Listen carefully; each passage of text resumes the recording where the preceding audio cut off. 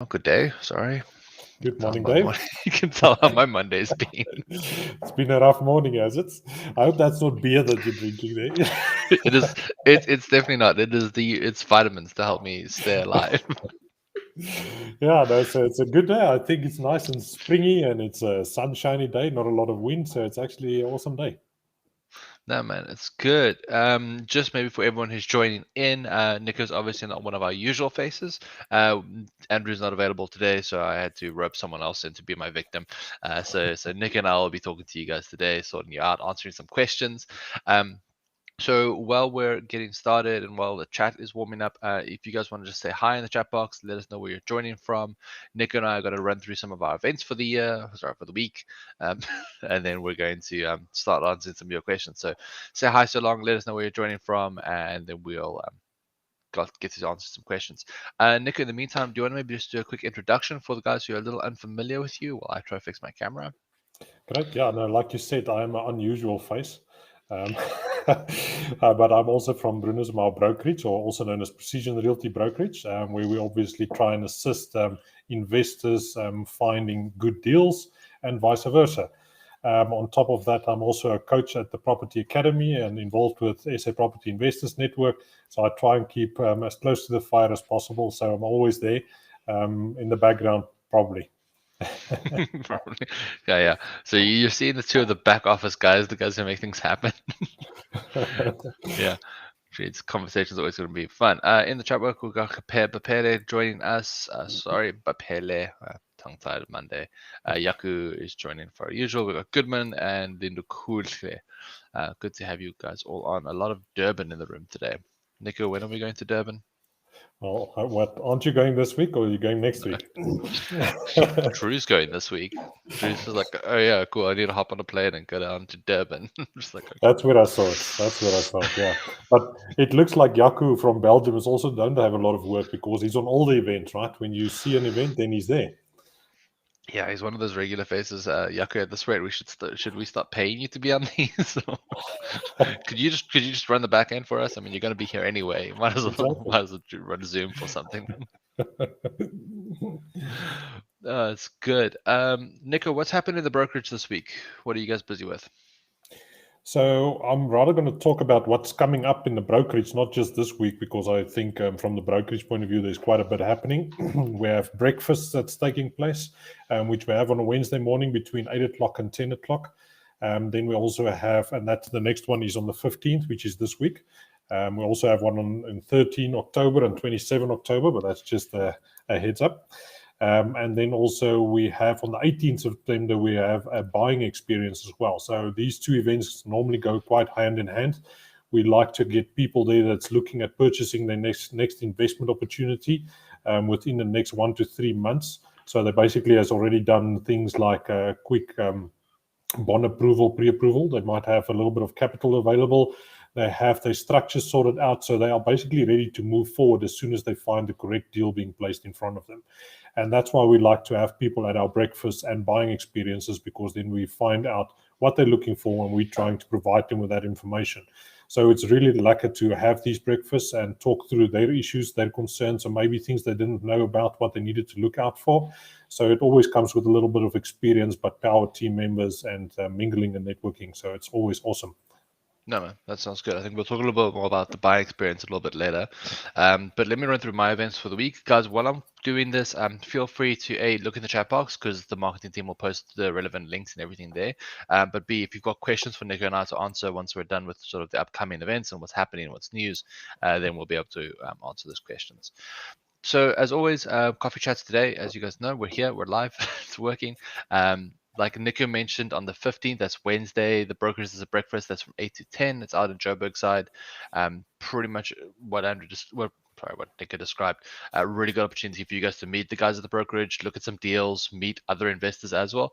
It's about as close to networking as we can get with stage 2 lockdown. So it's always nice to have. Yeah. Thursday night, Andrew will be hosting semifinals out in Joburg, so it's going to be at the Tough offices. Andrew will be running pretty much the first major semifinal since prelims closed. Prelims are closing. So the competition's moving forward for Invest of the Year award. Unfortunately, I can't encourage you guys to enter anymore. But if you want, the team will post some links in the chat box for Invest of the Year award. You can go buy your tickets. So you can do virtual attendance for Invest of the Year award. That's happening on the 18th of November. You can watch remotely from home. You can come and join us at the event. And we're trying to figure out a few other cool things for you guys to do in some of the other cities. Hopefully do some watch parties, get you guys networking. It's going to be real fun. That is semis. And then, like Nico said, property buying experience this weekend on the 18th. Really good sort of half day. You meet up with the team over there in Joburg, and then you'll drive around and view some properties. Nico, do you maybe want to talk about some of the properties you will be viewing this weekend? Do you know what they are yet? Yeah, so actually we got a very big lineup for the 18th, which is very exciting because we're trying to always look at different types of strategies that we want to show the people that are attending. So we're going to be looking at an installment sale opportunity that's been acquired through an installment sale, currently running as a commune with the future of a development opportunity. So that's a whole mouthful for one property on its own. Then we have a couple of multi-let opportunities that's currently been renovated and converted from normal houses into multi-let, which we can have a look at. We also have a development that's in the final stages of being completed. Some of the units have already been sold out. Some of the units are still in finalization, just doing some touch-up work. So we're probably going to cover quite a lot of these different types of strategies in one go. And then we're looking at different types of areas. So it's going to be an exciting day. Really good one. So guys, for those of you guys checking, joinsapp.com/education. That link is in the chat box. That link will get you to the place where you can buy tickets for the buying experience. It's a really fun one. The brokers do them fairly often, and if you guys are looking to get into property investing, you want that practical idea of what happens when you're doing a viewing, that's exactly what that is for. Yep.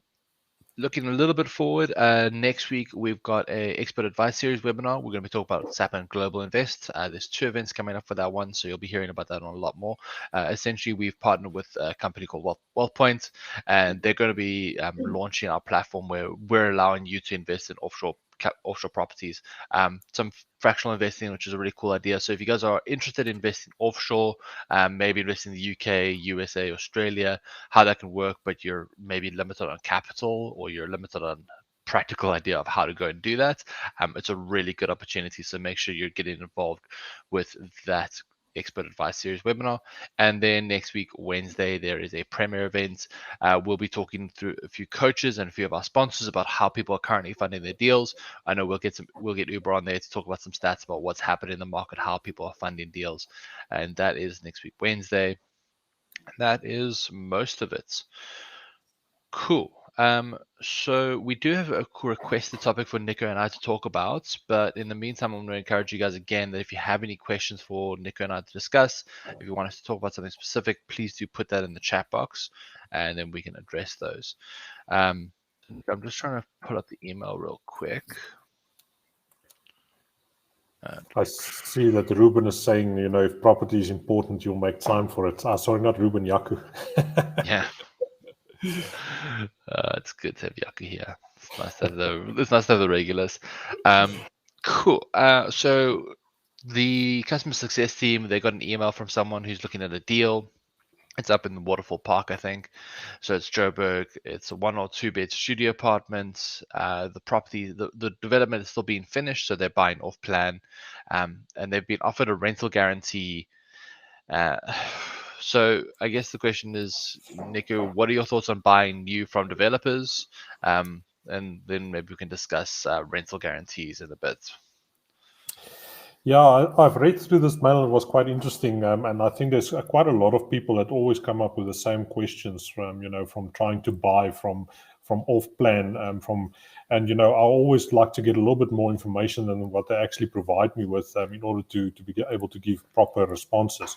If they're talking about a rental guarantee that's provided, that sounds very attractive because of the fact that it's guaranteed for a certain time frame. But the question is at which value is it guaranteed, which is something that's not specified at the moment. And then on top of that, I think you do have your pros. So let's quickly look at a couple of pros. Some of the pros would normally include something like not having transfer fees to pay when you're actually purchasing the property.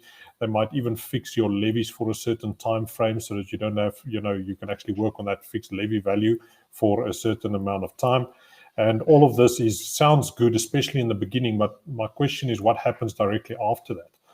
As soon as you run out of that guarantee time frame, and as soon as the levy time frame is now over, to what values those values going to jump up to, and that could have a massive impact on your cash flow per month.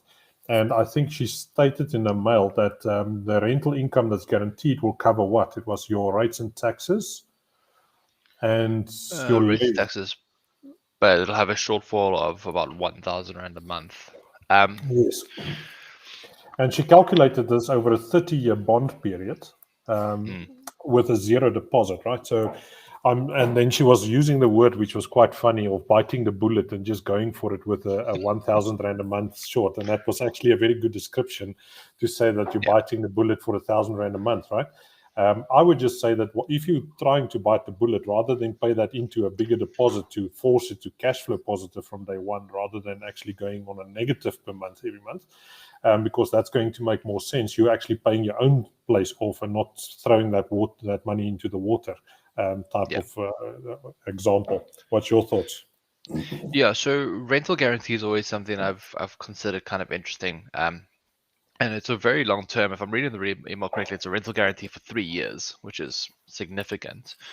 But you need to understand that rental guarantee indicates one or two very important factors, which I'll cover after this point I want to make first. But B, it's generally a little less easy than you see it.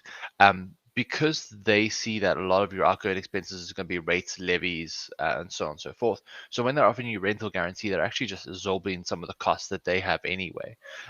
So it's not 100% just here's your full rental amount in, and then you can just go and pay it out and do what you want with the money. So often it can be structured like that without seeing the terms of the rental agreement. I can't say that for certain. But what's more worrying and what's more concerning about rental guarantee products is generally you'll find within the context of a development, I should phrase correctly to make sure it's not taken out of context, is generally an indication of the market. This is something I learned for firsthand investing in Somerset West. Bowen came in, dropped about a couple of thousand units on the market in my sector, and it completely saturated the market. Back then, a 3-bed ground floor flat in the complex called Defelder, which is Bowen, so it's really nicely spec'd. Back then on launch, the units were renting for 15,000 rand a month. Now you can pick one up for 11. The market got so saturated, it pushed the prices down, it did everything like that. So if you're taking advantage of a rental guarantee, chances are it's because the market is saturated, and you're just not going to get the right traction. And even when the rental guarantee is over, can you get a fair rental for that property? Not so much. There's a mention of it being a 1-bed or studio unit. I don't personally like 1-bed studio units, just as an aside. They're generally quite inflexible. You don't have many options, and your leases on those tend to be slightly shorter because you're renting to a single professional person, maybe a couple. The likelihood of them terminating lease after 18, 16 months is a lot higher. Whereas if you're in the 2-3-bed space, there's this higher likelihood that you're ending up with a family in there. So couple with a kid, couple getting ready to have their first kid, especially on a 2-bed, which means the chance of them staying there for 2, 4, 6 years is a lot higher. Especially with today's market, it's just what tenants do. They're so used to renting and staying there that it's fine. I mean, I don't think I've ever had a lease under 2 years for any of my properties, just because when people move in as a family, they just tend to stay a lot longer. So that's worth it. Yeah, I think I covered. There was another point you said you wanted to make, or did you cover that? No, that was the point about rental, the whole rental demand thing. Because if you're taking advantage of that rental guarantee, it's because the market's saturated. Yeah, and also if you're now stuck in that rental guarantee, you don't really have a lot of options as the owner of that property to make any changes. If you feel you need to make changes or get better value out of your property or increase your rental income or whatever the case might be, if it's possible. And I'm just thinking, if we're looking, there's a current opportunity that we have available in Barbecue Downs. in Midrand, which is actually being sold at 1190 without furniture and 1350 with furniture. And that property has averaged about 18,000 rands of Airbnb income over the last 2 months. Just to give you an idea. And this investor physically is just selling the property because he knows he can do a lot better with it, but he doesn't have the time to actually spend on it, and therefore he knows he's neglecting his opportunity and rather want to sell it, get the capital out of the opportunity for now, as an example. So, I mean, you need to make sure, and we teach this to our students as well, when you do go into an opportunity, number one, run the numbers. And I'm sure that you will rather try and get it cash flow positive from day one than to bite a bullet of 1,000 rand as point number one. But number two is also you need to have backup strategies that you can fall into, which is kind of taken away from you when you're going into long-term rental agreements. Yeah. 100%. And I think if you look at that 1,000 Rand loss a month, it's if you take advantage of the full period, which hopefully you don't, it's 36 months, it's 36,000 Rand, then cool, maybe you get a tenant in the 37th month and you start to cash flow. Maybe you cash flow 1,000 Rand a month on that property, you're waiting another 3 years before you're at break even. And it's just, the numbers don't really stack up for me. I think let's talk to when is a good time to buy off plan, Nico. I think the obvious answer here is section 13.6. Despite the slightly curious name that the SARS gave it, it's an investment strategy for higher wealth people, and I'm not saying that lower wealth people can't do it, but it's mainly a tax incentive on buying new properties and then getting a tax rebate 5 years later. It's a concept I'm so unfamiliar with because I have zero interest in using it. Because it's just, I don't know, why would you not want to make money? Yeah. Well, I think, you and I might not be using it and it's not that familiarized, but even so, even at the brokerage, we are getting requests from people who would like to go into that and make use of that on a regular basis. So just because they want to get that discount, so it just shows you they got a lot of money. So we need to get them to buy more properties. Yeah, 100%. Yeah, and look, 1636 works for some investors. Some investors want that more passive, laid back approach, and they just want to worry about the tax rebates. That's cool. But I wouldn't advise it for someone who's using their first batch of affordability. It's not something you want to be working on. You really need to be buying multiple units for 13.6 to apply. I think there's a value, was it a number or a volume or a price or rand value you needed to hit? I can't remember what it was. Well, I think it was 5 units, new built units that you need to purchase. So it's more about the amount of units that you purchase. Yeah. So you're really not going to take advantage of that with your first deal. My suggestion for beginners is always find something that makes the difference today. Thank you, Jakob, for confirming the 5 new units. You can see I really don't care about 36. I don't know anything about it. I think for beginners, it just doesn't make sense.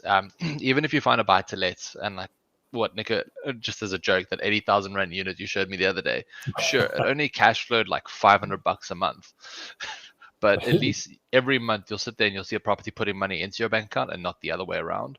And at that point, you can be more engaged and you can put more effort in and you can be more excited about property investing. Whereas if you have a property sitting there draining money out of your bank account every month, the last thing you want to do is find your next deal.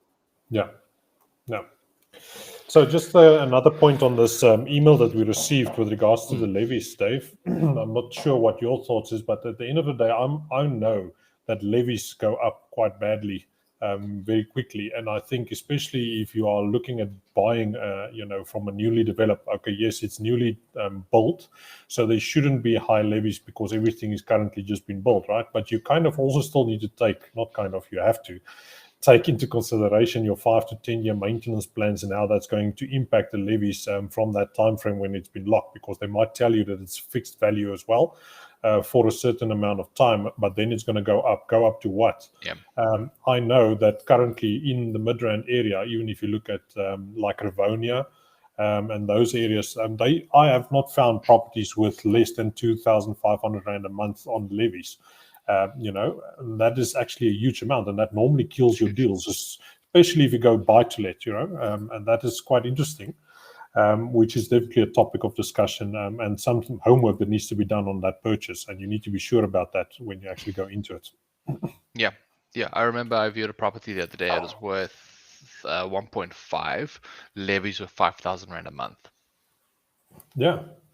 And Yeah, just and I like, mean, how are you gonna cash flow with that? Your rent's only like 12 grand. Like, it's just and not Cape viable. Town is it's something else as well. No, that was Joburg. Thank you very much. So far, Oh, Cape Town really? levies aren't the worst. But look, just something else that came out of that mail. She was talking about the fact that they're making use of rent to rent. Did I read that correct, Dave?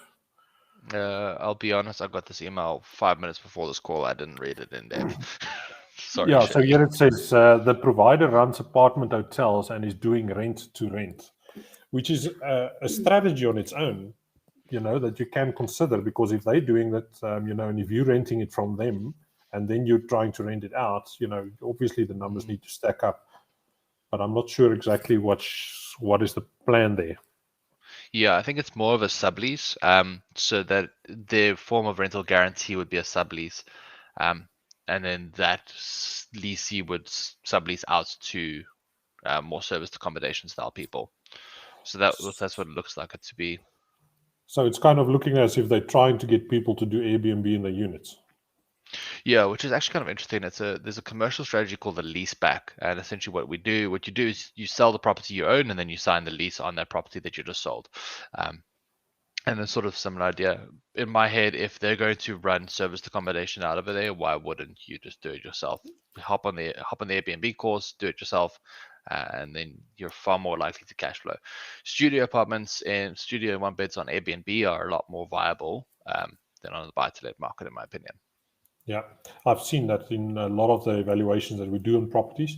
If you go and look at the 3-bed, 2-bath and comparing it to a 2-bed and a 1-bed, your 1-bed is normally performing better than your 3-beds, as an example, in Yeah, there. That's for sure. yeah, 100%. Cool. So Nico, hopefully that answers Shirley's question, and we can go to the chat box and grab a few of the other questions. I hope so. Uh, just making sure we're not missing anything. Sorry, guys. Just want to make sure there's no questions we're missing. Cool. Linda Kule, to structure my property portfolio, do I have to check how much I'm qualified for at this stage? My company is registered, so which accounts do I have to check? Is my personal or my business accounts? Okay.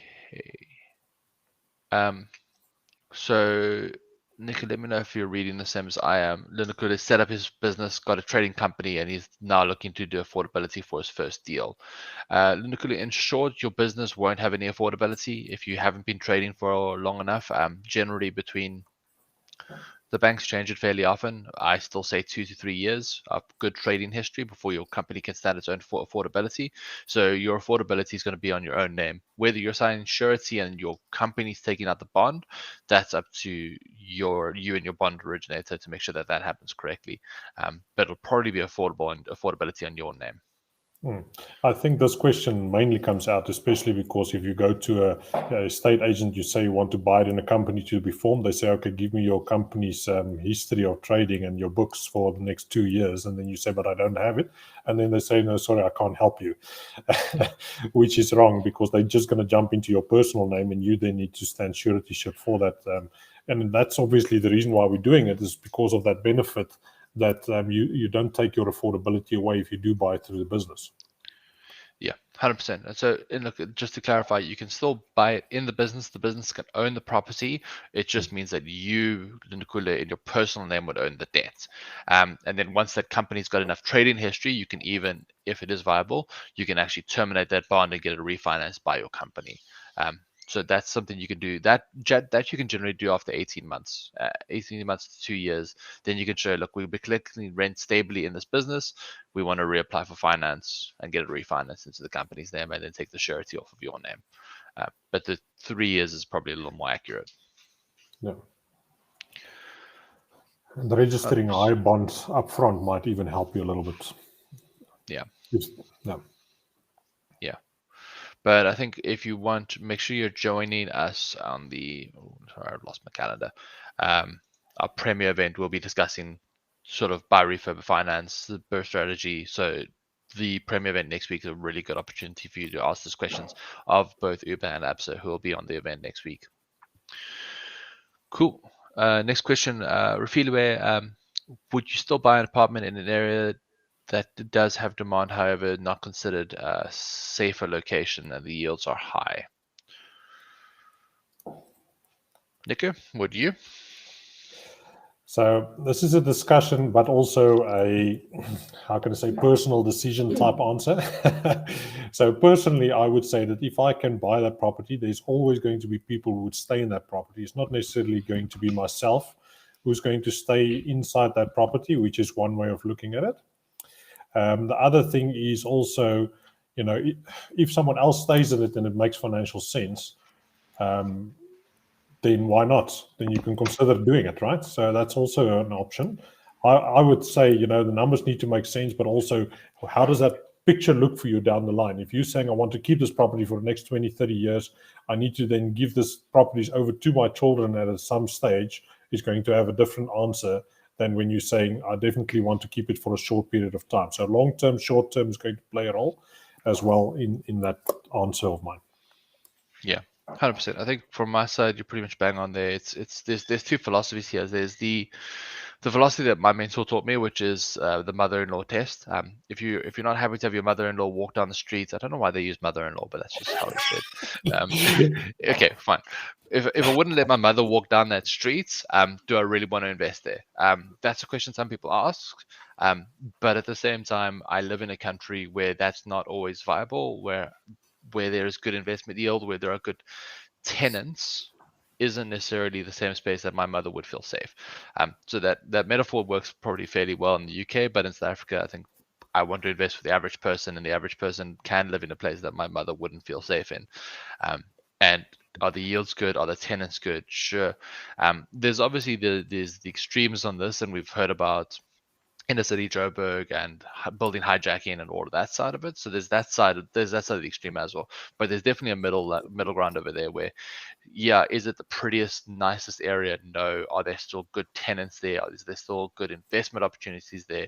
And that's how I see Joburg pretty much in its entirety. Do I want to live there? No. Does the numbers work? Yes, I'll invest. Yeah, look, I think we shouldn't not say the fact that you still need to do a lot of your homework. I think that comes without saying, right? Yeah. Especially if you're going to buy in there, and if the blocks next door is hijacked and your block is not, the chance that it's going to happen with your block is probably very high. But also, if you look at the type of tenant that's staying in there, what rental income bracket are they, as well as in the area that you're sitting there, according to your TPN stats, are you above or below the rental repayment values per month? Are they actually paying on time? Are they paying late? Are they not paying at all? All of that will need to be taken into consideration. And then on top of that, what do you put in there for your security? Do you have someone like Preferential who's actually looking after your rental income and your eviction process, should that take place, or when that take place? And I think that's the consideration you need to have. Yeah. I think in short, my perspective on this is I'm a little more inclined to invest in a house in a slightly distressed area as opposed to a building, because when you look at the large buildings, especially in Joburg, that's where a lot of the sort of pain sort of saturates. Whereas I've got a house, got a bunch of tenants, there's a lot less likely for all four of my tenants to uprise and decide to stop paying their rent. That's not as likely as in a building. Then there can be stress from other landlords causing impact on your property. So it does come down to a bit of your personal risk appetite, like you said. And at the end of the day, you can't only invest in nice areas.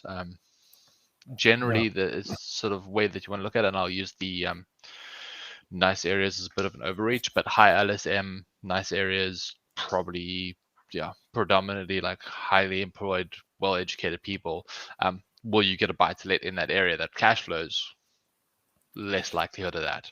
Yeah, So, don't get me wrong. I think, even if you look at some of the people that's currently on the Investor of the Year awards, that's actually taken a flatlet and then made it into 3 bedrooms and is now, having 5 people staying in one flatlet with rental income coming from there, then you still have multiple people paying your rent, but obviously it needs to conform with the code of conduct rules of that building and so forth. So don't get me wrong that you can do it everywhere. But the homework still needs to be done, and there is viable options in a block of flats if you've done your homework right. yeah, 100%. Cool. I have a potential investor for working capital who requires evidence that I can get finance for property deals. Since I plan to achieve this through the brokerage, what evidence can I provide? Nico, that is 100% your question. Right. So since you're trying to achieve this through the brokerage, I think it's very important that you actually make sure that you go and put a proper proposal together and that you get a lot of people to read it and give you some feedback on that proposal. And I think a lot of people don't do that. Especially if you're saying that, can you read this for me and give me your feedback? If your proposal does not just give you a straight yes or a no answer coming out of that proposal, then you're probably still missing information out of that proposal. At the end of the day, it should be, yes, this is a good deal, I would like to take it. And the deal should have most of the information as to, what is happening in that opportunity. And that should be the attractive part. But on top of that, you need to give background about yourself. Number one, what education have you done? Who do you have as references? Who's your power team members that you're making use of? That you can all put into your proposal document. And then, if you don't have any people that's sitting at the back or that has provided you with finance in the past, you need to build it up. So you need to start at ground zero somewhere and get those investors on board, but show them evidence, show them examples, show them what you're doing, what is your backup, your references, and so forth. I think that's very, very important to get that done. Does that answer the question, though? I think so. I think there's some clarification that needs to happen here. So if I'm reading correctly, sorry, Mapele, it's all gets all small. You've got an angel investor to come and provide capital for the deal, so maybe the refurb portion. You're also still seeking the debt portion. So that's essentially where you're going to be stuck, because if you're not able to get affordability on your own name, you need to find a second investor who can partner with you as an equity debt partner. And Nico, maybe you want to talk a bit about how that works, but at the end of the day, you're going to have to find that person and secure that person as well. And that would probably demonstrate to the angel investor that it's viable for you. Whether the brokerage can help with that or not, I'm going to leave Nico to answer that question. Yeah, so I think we need to be clear about the fact that investors will most likely rather start working with you if you've dealt with a brokerage before. And I'm not saying it's always the case. We have had situations where it's not the case. But if you've done deals with a brokerage before and you have a track record of saying this is how it happened, this is how we repaid, and you even got a little bit of a testimonial from the person that you were working with at that point, that's obviously good brownie points for you to move forward to the next deal. But also another thing that you need to consider is if you're not putting any skin in the game, if you're not doing the bond for argument's sake, or you're not doing the renovation costs on the deal, and you're expecting someone to come in with a capital cost, but you're also expecting someone to come in with the renovation holding costs and all of that, it obviously raises a little bit of red flags for the investor, and he would like to understand your deal much better. You're going to have to put in more work to explain to him and convince him that obviously he's going to get his money back. And then very, very importantly is making sure that you have exit strategies in place. If you're saying I'm going to refinance my property and I'm doing it after a 12-month period or a 24-month period, whatever the time frame might be, what happens if that bond approval is not approved?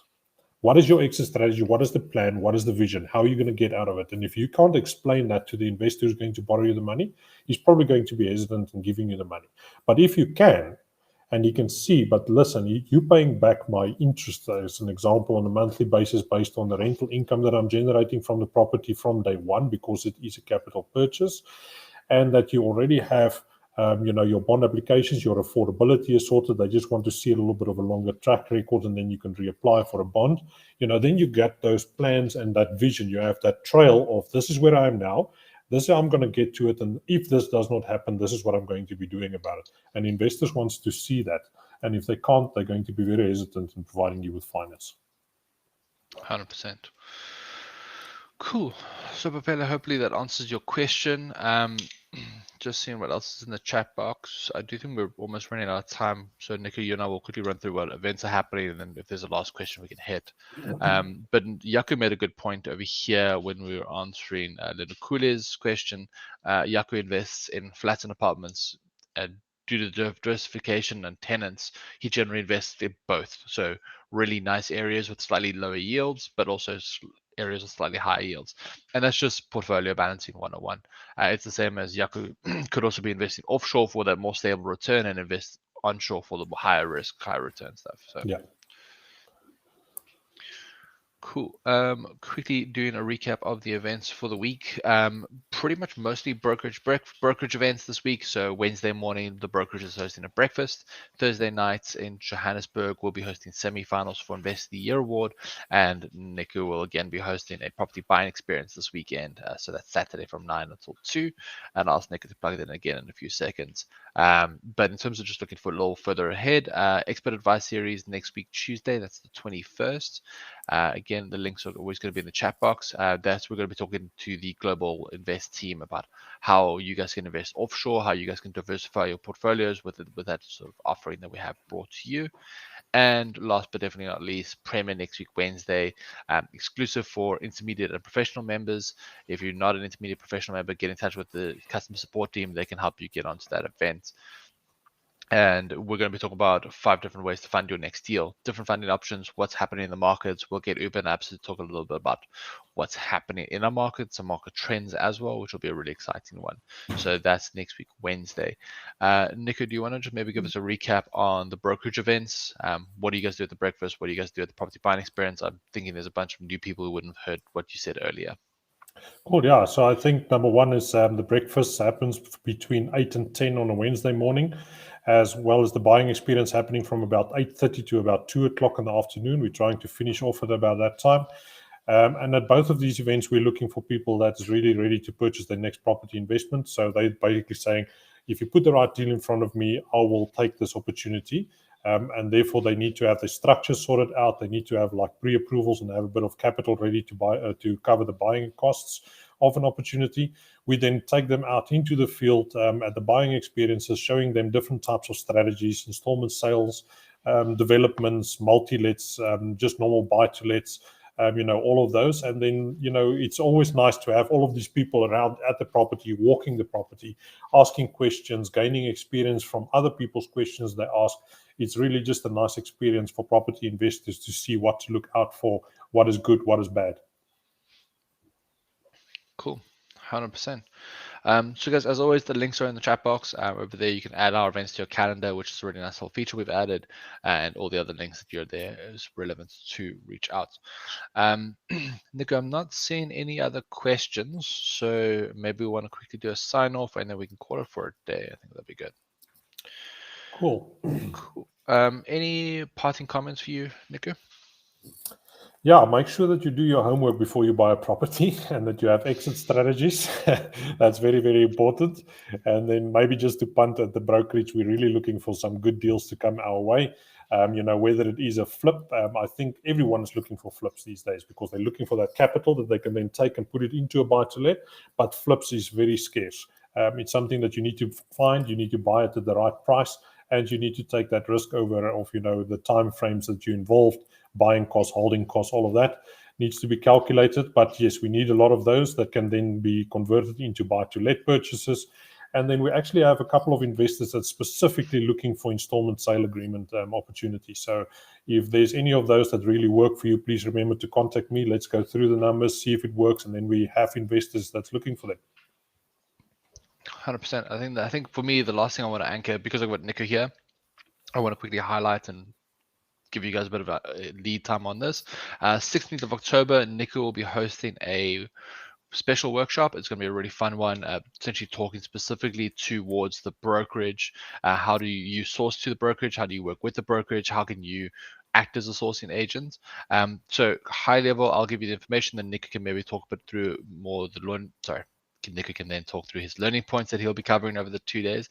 But it's a 2-day event, one on the 16th of October, and the follow-up is the 13th of November. 4997, Nico will be hosting it.